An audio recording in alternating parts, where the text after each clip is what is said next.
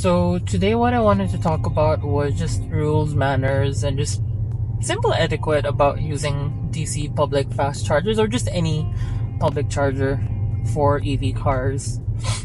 There's been a lot of posts about our NEA DC fast chargers, the charging gun that's connected to your charger port just breaking apart. And I haven't used a lot of them, but I have used the ones on the way to Pokhara and on the Bordibas side.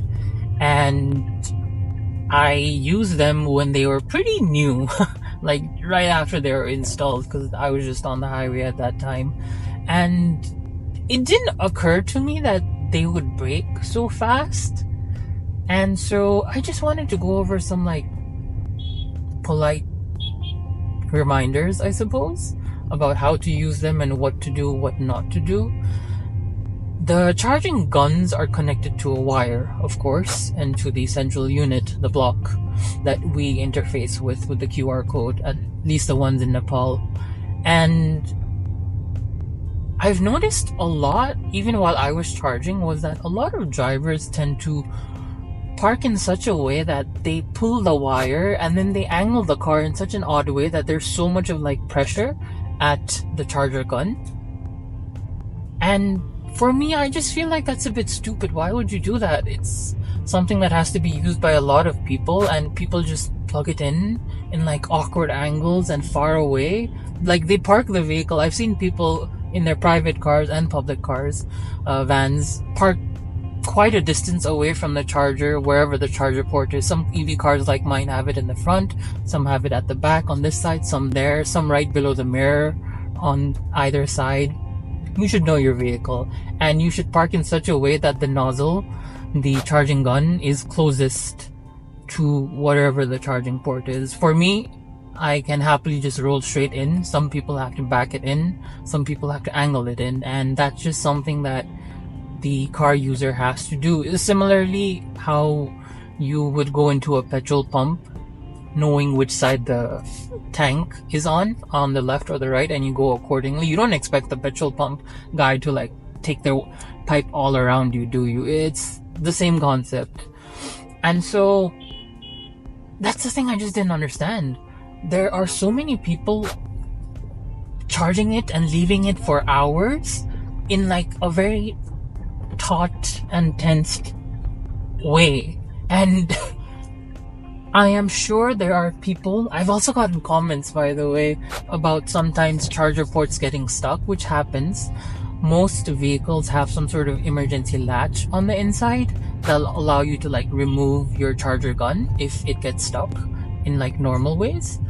And I'm sure a lot of people have just tugged at it and pulled it out. Like, I know I would have if I didn't know there was like some sort of emergency tap or like wire to pull. I think Tatas have emergency wires, and some other cars have like a tab to pull. Anyway, I'm sure a lot of people have been handling the nozzles quite rough. And I don't know what to say to that. Like, petrol pumps luckily don't have to do it because there's already someone manned at the petrol pump. Like, there is usually some worker that just fills it in for you after you say, I want petrol worth this much money, or I want this many liters. But for an EV, it's self-help. You charge this scanner code which is on the pump, which is on the machine, and you connect the charger. The car talks to the charger itself and communicates, and then it automatically starts charging, and you get priced a certain amount that you fill up. There's no middleman in between to be like, let me plug the charger in for you, let me get it started, and all of that. And that's a good thing and bad thing, I guess, in our case. Like, I always thought it would be a good thing in the sense, oh, you don't need a middleman. I can just plug my car in and charge, whether it's at 5 p.m. or at 12 a.m. in the middle of the night, and I don't have to worry too much about all of that. But I don't know, is it just cheap quality NEA DC chargers? To me personally, I don't think that could be the case, because I felt them and they are like heavy, thick materials that were used, because those are high voltage DC currents going into the battery of your car, and you can't use like a flimsy sort of wire for that. And it just baffles me a bit that the chargers are breaking down so easily and they're running out of operation. Yes, if they're running out of operations for numerous reasons, that is a software error that needs to be worked on by NEA. But a lot of the decommissioned charger ports I'm seeing online on certain Facebook groups and everything, there are pictures of one nozzle gun being broken, and I just don't get it. Like, how does it happen? Also, why does no one report it?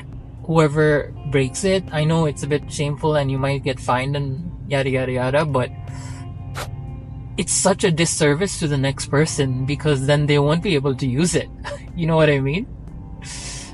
Because there are only like 2 charger gun ports per station in most of these fast chargers, and if even one breaks down, it means it's just bad.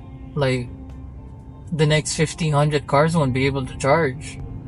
Such a big disservice. Anyway, that's just something I wanted to remind you, and just to be gentle, and also the fact that your car does show you an estimate of like when your car is going to be fully charged, or up to 80%, whatever.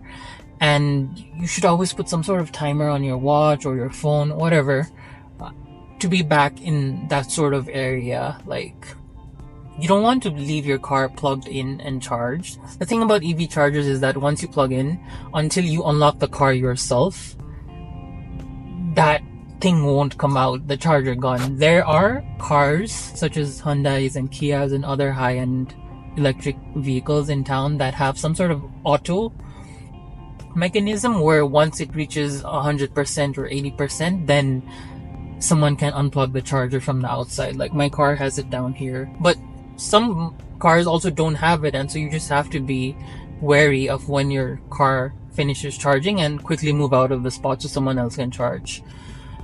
And I've also been in situations where people have just left their car and just taken their time to come back. Please don't. It's this community of EV users that will help each other and pull in each other to like buy new electric vehicles. And if this early sort of adopter community we have in Nepal really isn't respectful of each other and aware, then it's gonna bite us back. Anyway, that's just my 2 cents on this small little topic I thought I'd talk about. So let me know what you think, what you've been doing, if you've experienced anything like this, and I'll see you on the next vlog.